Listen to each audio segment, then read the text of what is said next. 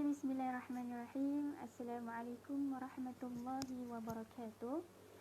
Alhamdulillahirabbil alamin wassalatu wassalamu ala asyrafil anbiya'i wal mursalin wa ala alihi wa sahbihi ajma'in. Qala rabbi shrah li sadri wa yassir li amri wahlul 'uqdatam min lisani yafqahu qawli. Rabbi zidni ilman nafi'an warzuqni fahman. Amin ya rabbal alamin insyaallah.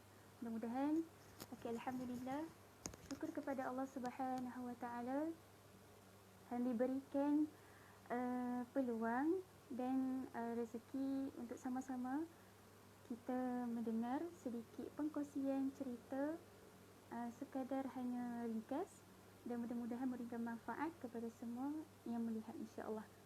Okey, mudah-mudahan pada pagi hari ini di kesempatan itu juga saya ingin mengucapkan salam Ramadan, Ramadan Karim kepada anak-anak pasti dan juga kepada saudara-saudara yang sedang melihat live saya ini, dan tidak lupa juga kepada umat Islam yang menyambut bulan Ramadan Al-Mubarak. Mudah-mudahan insya-Allah, dan didoakan juga mudah-mudahan diberikan kesihatan yang baik oleh Allah Subhanahu wa taala, dan diberikan juga keberkatan, dan semoga Allah memberikan rahmat kepada kita insya-Allah. Okey, mudah-mudahan. Okey, sebelum nak pergi ke selanjutnya, mudah-mudahan kita sama-sama duduk di sini, kan? Sama-sama kita dengar sedikit perkongsian daripada kisah yang ingin diberikan. Okey. Dan memandangkan juga hari ini hari Jumaat, sedikit perkongsian hadis lah. Kan, memandangkan hari ini hari Jumaat yang penuh barakah, pagi-pagi pula kan, sama-sama kita pula dengar cerita tentang Nabi pula. Okey. Ada sedikit di sini tentang hadis, tentang mengenai tentang hari Jumaat. Okey, daripada hadis yang diriwayatkan oleh Imam Ahmad dari Abu Lubabah Ibnu Munzir radhiyallahu anhu, bahawasanya Rasulullah sallallahu alaihi wasallam bersabda, apa dia? Hari Jumaat adalah penghulu segala hari. Okey, penghulu segala hari, kan, Sayyidul Ayyam, dan hari yang mulia di sisi Allah Subhanahu wa taala. Okey, hari Jumaat ini lebih mulia dari hari raya, kan? Hari raya Aidilfitri, hari raya Aidil Adha di sisi Allah Subhanahu wa taala, kan? Dikatakan hari Jumaat ini, masya-Allah, dikatakan hari yang amat mulia di sisi Allah. Okey. Dan di sini juga dikatakan hari Jumaat ini juga terdapat 5 peristiwa. Apakah 5 peristiwa itu? Okey, nak dengar tak? Okey, sama-sama kita dengar apakah 5 peristiwa yang Allah libatkan dalam hari Jumaat. Okey. Yang pertama, ada 5 di sini. Yang pertama, diciptakan Nabi Adam alaihi salam. Kan, masya-Allah. Diciptakan Nabi Adam alaihi salam. Okey. Dan yang kedua, Nabi Adam alaihi salam diturunkan di bumi. Allah turunkan di bumi pada hari Jumaat. Dan yang ketiga, Nabi Adam alaihi salam dimatikan, masya-Allah, pada hari Jumaat juga. Allah ciptakan Nabi Adam alaihi salam pada hari Jumaat, dan Allah matikan juga Nabi Adam alaihi salam pada hari Jumaat. Allahu akbar. Okey, pada hari Jumaat ini juga dikatakan terdapat waktunya bila mana seseorang meminta kepada Allah Subhanahu wa taala, kan? Pada hari Jumaat ini juga satu hari yang di mana bila mana kita meminta doa kepada Allah akan dikabulkan, masya-Allah, kan? Allah akan kabulkan doa kita, melainkan sekali tidak mohon yang haram. Maksudnya di situ. Okey. Dan yang last sekali ialah hari Jumaat jadinya hari kiamat, masya-Allah. Okey, itu adalah 5 peristiwa yang ada pada hari Jumaat. Okey, itu sedikit perkongsian lah tentang Sayyidul Ayyam, iaitu hari Jumaat. Okey. Sebelum pergi ke selanjutnya cerita, sebelum tu Ustazah nak tanya anak pasti Ustazah. Okey, apakah yang Ustazah ingin kongsikan? Okey, tentang apa Nabi yang Ustazah ingin kongsikan? Ada yang tahu tak? Ada yang tahu tak? Boleh dengar tak? Jelas tak yang saya cakap ni? Boleh? Okey. Okey, agak-agak apa yang Ustazah ingin kongsikan?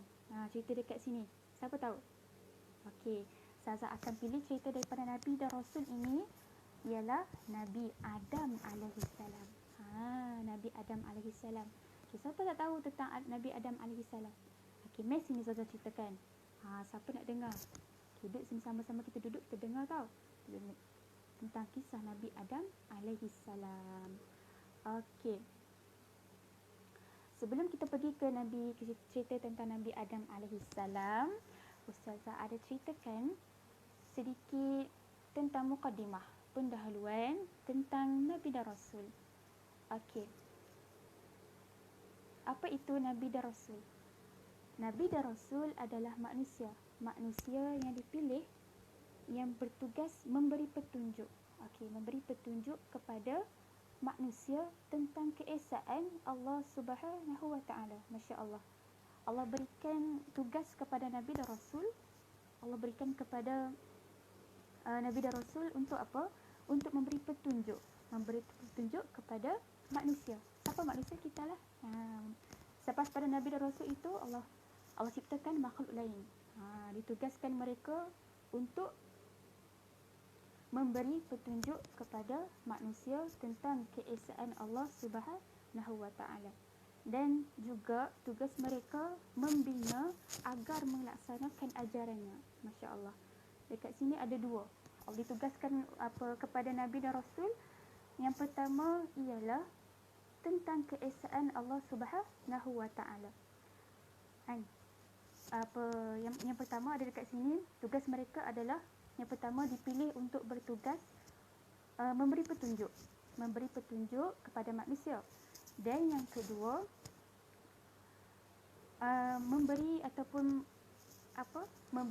melaksanakan ataupun mengajak manusia bersama-sama melaksanakan ajarannya. Okey. Dan ciri-ciri yang dikatakan tadi juga telah dikemukakan dalam Al-Quran. Sama-sama kita tengok apa ayat yang Allah bagikan tentang ciri-ciri Nabi dan Rasul ni. Okey. Dalam surah Al-Ahzab ayat 39. Dikatakan di sini ayat 39, Allah kata apa? Boleh kita sama-sama kita buka Al-Quran. Allah kata apa dalam Al-Quran? Dalam surah Al-Ahzab ayat 39 Allah kata apa?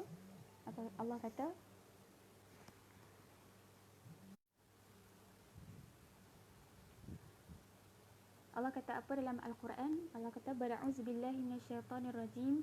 Bismillahirrahmanirrahim.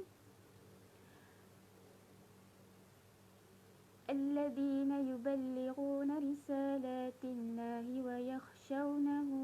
ويخشونه ولا يخشون أحدا إلا الله وكفى بالله حسيبا. Okey, dalam Al-Quran surah Al-Azim, dalam Al-Quran, apa yang Allah terangkan dalam ayat ini? Allah kata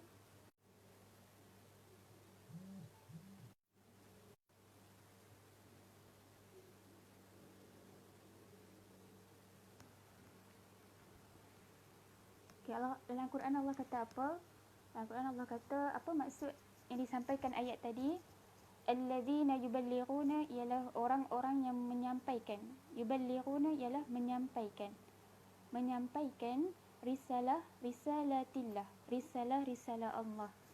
Okey, yuballighuna wa yakhshawnahu dan mereka takut kepadanya. Wa yakhshawnahu dan mereka takut kepadanya. Dan wala yakhshawna, mereka tidak takut pun. Wala yakhshawna, mereka tidak takut. Wala yakhshawna, dan mereka tidak takut ahadan, sesiapa pun. Sesiapa pun illallah, melainkan Allah Subhanahu wa taala. Wa kafa billahi hasiba, dan cukuplah bagi Allah itu pembuat perhitungan. Okey, masya-Allah. Dekat ayat ini yang pertama yuballighuna risalatillah. Yang pertama ciri-ciri mereka yang dikemukakan dalam Al-Quran ialah Yang pertama, mereka menyampaikan risalah-risalah Allah, yakni syariat-syariat Allah. Okey, yang kedua ialah wa yakhshawnahu, dan mereka takut kepada Allah Subhanahu wa taala. Okey, dan kemudian yang ketiga ialah wala yakhshawna ahadan, dan mereka ini mereka tidak takut kepada sesiapa pun, tak kiralah permusuhan atau tak kiralah siapa pun bermusuh dengan mereka ataupun sekali tidak mengancam mereka, mereka tidak takut pada sesiapa pun illallah, melainkan Allah Subhanahu wa taala. Wa kafa billahi hasiba, dan mereka hanya biarkan Allah sahaja yang membuat perhitungan. Masya-Allah. Okey. Lepas pada ayat diberikan itu, Allah kemukakan juga ada di sini perbezaan antara Nabi dan Rasul. Okey, Nabi dan Rasul mesti kita nak tahu. Okey, Nabi dan Rasul ini ada perbezaan. Bukan Nabi dan Rasul ini sama tau. Okey, Nabi dan Rasul ini ada perbezaan dia. Okey, Nabi ialah menerima wahyu dari Allah Subhanahu wa taala untuk dirinya sendiri. Okey, Nabi ini Allah turunkan wahyu kepada Nabi, dan wahyu itu yang disampaikan tu ialah untuk dirinya sendiri sahaja. Sedangkan Rasul pula Allah turunkan wahyu kepada Rasul, dan wahyu itu disampaikan hanya segenap umat sahaja. Macam tadi Nabi, beza dia, Nabi Allah sampaikan wahyu, Allah sampaikan wahyu kepada Nabi, dan Nabi hanya simpan dia untuk diri dia sendiri sahaja. Dan kalau Rasul pula Allah bagi kepada wahyu kepadanya, dan Rasul itu menyampaikan hanya segenap umat sahaja. Boleh faham tak? Okey, boleh faham tak? Okey, mudah-mudahan insya-Allah. Okey. Dan dekat situ juga ada Nabi dan Rasul ini juga ada sifat yang wajib perlu ada dalam diri sebagai Nabi dan Rasul ini. Okey, apa dia? Apa sifat wajib, dan lawan dia ada sifat mustahil. Okey. Apa sifat wajib dia? Sifat wajib yang perlu ada dalam diri Nabi dan Rasul ialah yang pertama, sidq. Sidq. Yang pertama sidq. Apa makna sidq? Sidq ialah benar. Lawan dia mustahil, kadzib. Yang perlu ada pada Nabi dan Rasul ialah sifat benar. Perlu bercakap benar, kan? Tak perlu dan mustahil mereka ada dalam diri mereka ialah sifat kadzib, iaitu dusta, bohong. Seorang Nabi dan Rasul ini tidak boleh ada dalam sifat mereka sifat yang tidak benar cakap. Maksudnya cakap mereka tu tak boleh bohong lah. Macam tu kita faham, kan? Okay, dan yang kedua, amanah. Okey, sifat yang wajib dalam diri mereka adalah amanah, yang dapat dipercayai. Okey. Dan sifat yang lawan bagi amanah ialah khianat. Curang. Okey. Amanah. Dalam sifat Nabi dan Rasul ini perlu ada sifat amanah. Yang pertama tadi sifat sidik, benar. Dan yang kedua adalah sifat amanah. Dan yang ketiga ialah tabligh. Tabligh bermaksud apa? Tabligh bermaksud menyampaikan. Nabi dan Rasul Allah turunkan untuk menyampaikan wahyu, bukan menyembunyikan. Lawan bagi tabligh ialah menyembunyikan. Nabi dan Rasul ditugaskan untuk menyampaikan, bukan menyembunyikan. Menyembunyikan dalam bahasa Arab apa? Kitman. Tak boleh menyembunyikan, hanya boleh menyampaikan, tidak boleh menyembunyikan. Okey, yang last sekali, sifat yang wajib perlu ada pada Nabi Rasul ialah fatanah. Apa makna fatanah? Fatanah ialah pandai ataupun bijak. Dan sifat mustahil bagi fatanah ini pula ialah jahlun. Tidak mengetahui, tidak pandai, tidak tahu apa-apa pun. Macam tu. Okey, faham? Mudah-mudahan faham dekat sini lah. Okey. Okey, seperti mana kita tahu di dunia ini telah banyak Nabi dan Rasul, kan? Nabi dan Rasul telah diturunkan. Banyak sangat Allah turunkan Nabi dan Rasul. Tapi hanya dipilih saja di muka bumi ini ialah siapa? Hanya 25 Nabi sahaja, 25 Nabi dan Rasul. Hanya dipilih oleh Allah, diturunkan sangat banyak. Kita tahu, kan? Kita tahu, pakat semua tahu yang Nabi dan Rasul ni banyak Allah turunkan.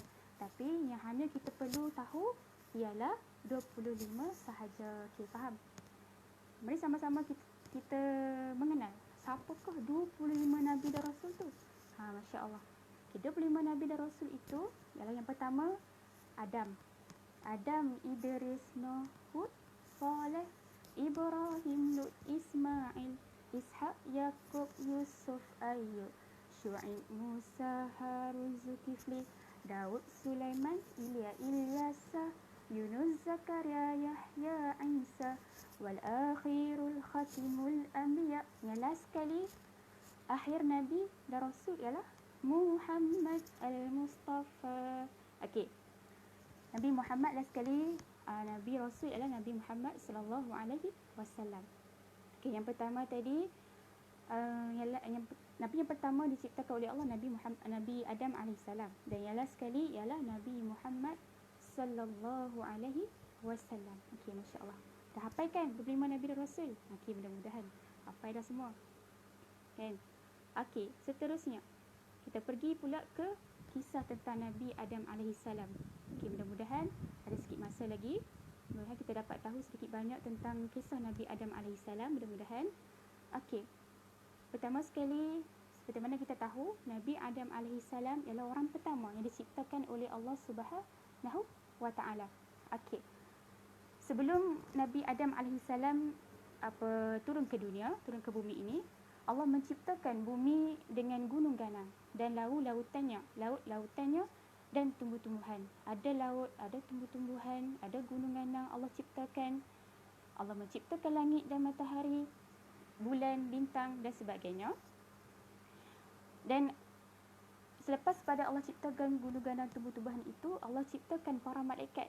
Masya Allah. Allah ciptakan para malaikat, yang mana para malaikat ini ialah sejenis makhluk halus. Minta maaf. Okey, sejenis makhluk halus yang diciptakan untuk apa? Allah ciptakan para malaikat ini untuk apa? Untuk beribadah kepada Allah Subhanahu wa taala. Untuk menjadi perantara antara zat yang maha kuasa dengan hamba-hamba, terutama para rasul dan nabinya. Allah ciptakan para malaikat ini untuk menjadi perantara antara zat yang maha kuasa. Okey. Maka tibalah kehendak Allah Subhanahu wa taala untuk menciptakan sejenis makhluk lain yang akan menghuni dan mengisi bumi, memeliharanya, menikmati tumbuh-tumbuhannya, dan juga berkembang biak turun-temurun, mewarisi sepanjang masa yang telah mentakdirkan baginya. Okey, maksudnya apa dekat situ? Maksudnya bila mana Allah turunkan tumbuh-tumbuhan yang tadi saya cakap tadi, Allah ciptakan tumbuh-tumbuhan kan. Lepas tu Allah ciptakan para malaikat. Lepas tu kan Allah fikir, kan, maksudnya Allah berkehendak untuk menciptakan makhluk lain. Untuk apa? Untuk menghuni, untuk duduk di atas muka bumi ini, untuk memelihara, untuk menjaganya, tumbuh-tumbuhan apa semua tu kan, supaya dia membiaklah, dia turun-temurun, mewarisi sepanjang masa yang telah ditakdirkan baginya. Masya Allah. Dan dekat situ juga para malaikat pun risaulah kan. Allah kata Allah nak cipta makhluk lain selain pada mereka. Mereka pun rasa risaulah kan. Mereka risau kalau kehendak Allah menciptakan makhluk lain itu disebabkan mereka lalai, mereka cubai tanpa mereka sedari. Mereka takut, mereka dah rasa kan. Mereka dah rasa dalam diri mereka, mereka rasa takut-takut bila mana Allah ciptakan makhluk lain, mereka akan rasa cuai, lalai dalam ibadah kan. Mereka takut tanpa mereka sedari. Okey, lepas tu kan berkata malaikat kepada Allah Subhanahu wa taala, wahai Tuhan kami, malaikat kata dekat Allah lah, wahai Tuhan kami, buat apa Allah menciptakan makhluk lain selain daripada kami ni? Padahal kami selalu bertasbih, bertahmid, melakukan ibadah, mengagungkan nama-Mu. Dan kenapa Allah ciptakan, kenapa Tuhan menciptakan selain daripada apa kami? Okey, masuk kat sini. Minta maaf. Okey. Lepas tu kita pergi Tetapi kepada apa yang tadi tu Allah kata Allah kata dalam malaikat pun kata dekat. Okey, minta maaf. Malaikat pun kata dekat Allah, dia kata malaikat kata malaikat kata Allah kenapa Allah mencipta selain daripada mereka, makhluk lain lah kan. Okey, lepas tu Allah Subhanahu Wa Taala pun berfirman, sementara dia, Allah SWT tu nak menghilangkan kerisauan mereka kepada malaikat. Okey, Allah kata apa dekat malaikat? Allah kata, aku mengetahui apa yang kamu tidak ketahui, dan aku sendirilah yang mengetahui hikmat penguasaan Bani Adam. Maksudnya okey, maksudnya dekat sini Allah bagi tahu kat mereka, Allah bagi tahu kat malaikat, aku ketahui apa yang kamu tidak ketahui. Kan? Maksudnya Allah tahu apa yang dia cipta. Kan? Apa yang kehendak Allah tahu, sebab-sebabnya kenapa Allah ciptakan manusia, kenapa Allah hadirkan kita, kan? Jadi dekat sini nak diringkaskan cerita.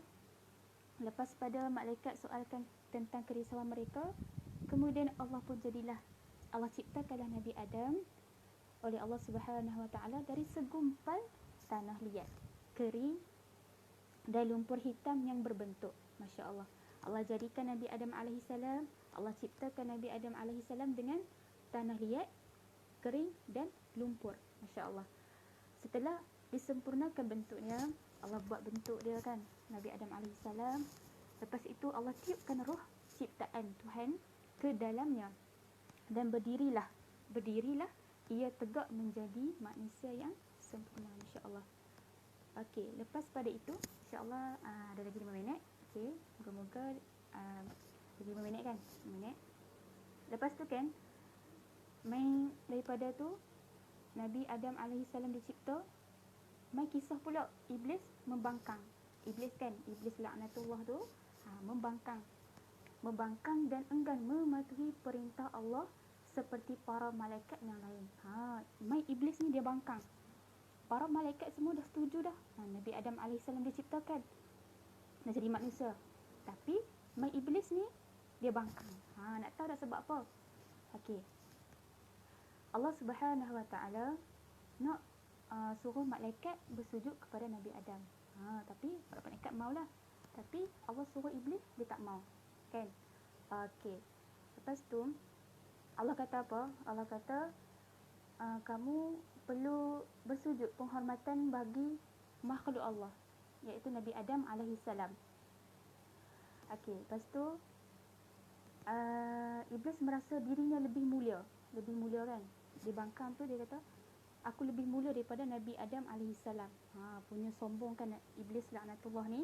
Iblis ni kan, dia kata lebih utama dan lebih agung dari Adam. Dia kata kat Allah macam tu kan.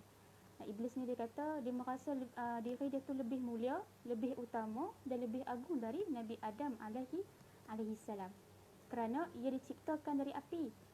Dia katakan kesombongan dia ni. Iblis ni dia kata aku diciptakan daripada api, sedangkan Nabi Adam tu diciptakan daripada tanah. Masya Allah.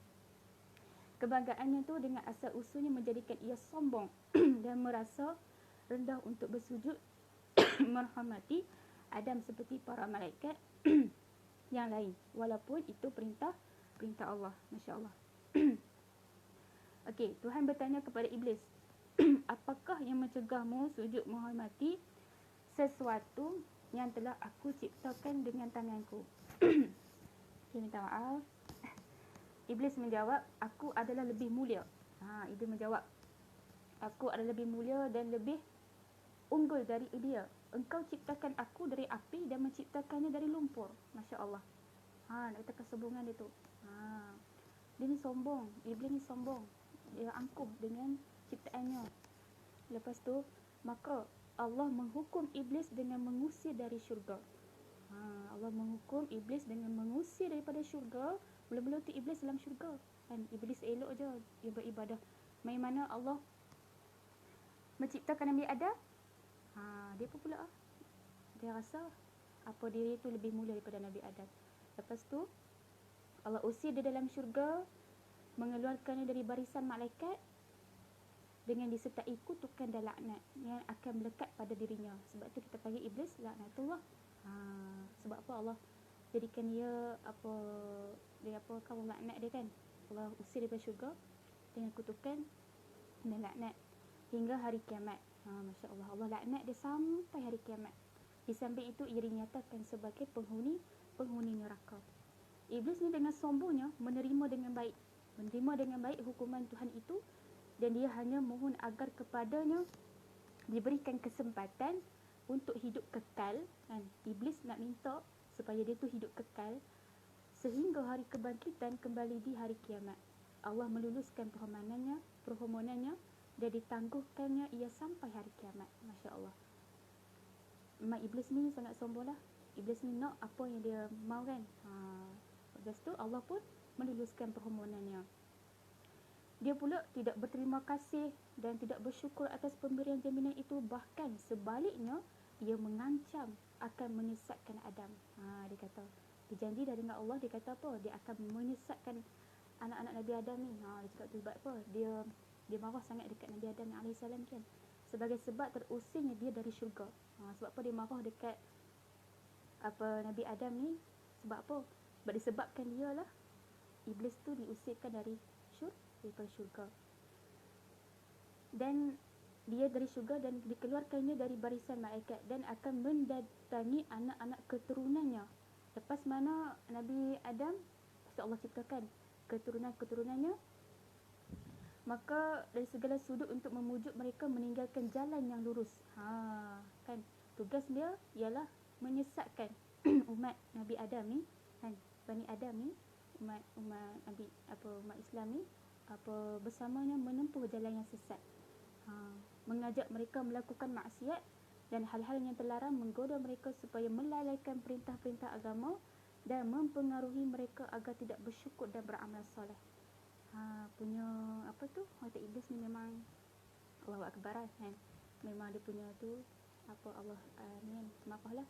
Kemudian Allah berfirman kepada iblis yang terkutuk itu, pergilah engkau bersama pengikut-pengikutmu yang semuanya akan menjadi isi neraka jahanam dan bahan bakar neraka. Engkau tidak akan berdaya menyesatkan hamba-hambaku yang telah beriman kepadaku dengan sepenuh hatinya dan memiliki akidah yang mantap yang tidak akan tergoyah oleh rayuanmu. Maksud Allah kata kat sini, Allah kata, pergilah kamu ke syurga ni. Kami tak akan pun hiraukan tentang rayuanmu, pujuk rayumu tentang untuk menjalankan menyesatkan menyesatkan manusia. Aku tak hirau pun. Allah kata macam tu kan. Walaupun engkau menggunakan segala kepandaianmu, walaupun iblis tu menggunakan kepandaian dia pun menghasut untuk dan memfitnah. Walaupun engkau iblis tu mengguna segala segala kepandaian dia lah, segala kebijaksanaan dia menghasut dan memfitnah. Sampai situ sahaja. Mudah-mudahan sedikit perkongsian ini memberikan manfaatlah kepada orang di luar sana. Mudah-mudahan. Sampai di sini sahaja. Mudah-mudahan harinya sama minggu hadapan akan diceritakan, disambungkan insya-Allah, mudah-mudahan. Dan sebelum berakhir, nasihat sikit daripada Ustazah. Rajinlah anak-anak pasti Ustazah, mudah-mudahan buat kerja sekolah yang diberikan oleh Ustazah kan. Walaupun tak pergi sekolah sepanjang cutian ni, rajin buat kerja sekolah. Lepas tu tolong mak ayah yang mana kalau nampak perlukan bantuan kan, perlukan bantuan ke apa ke, tolong mak ayah kan. Lepas tu jaga solat, tu yang penting. Jaga solat walaupun tak puasa kan. Jaga solat, jaga semualah insya-Allah, mudah-mudahan. Dan selepas itu apa yang dikatakan, moga-moga apa yang diceritakan tadi itu sedikit sebanyak memberikan manfaat atau perkongsian yang baiklah, mudah-mudahan diberkati oleh Allah Subhanahu Wa Taala kepada semua di luar sana, mudah-mudahan insya-Allah. Saya akhiri dengan wabillahi taufiq wal hidayah. Wassalamualaikum warahmatullahi wabarakatuh. Terima kasih yang menonton, mudah-mudahan diberkati oleh Allah Subhanahu Wa Taala.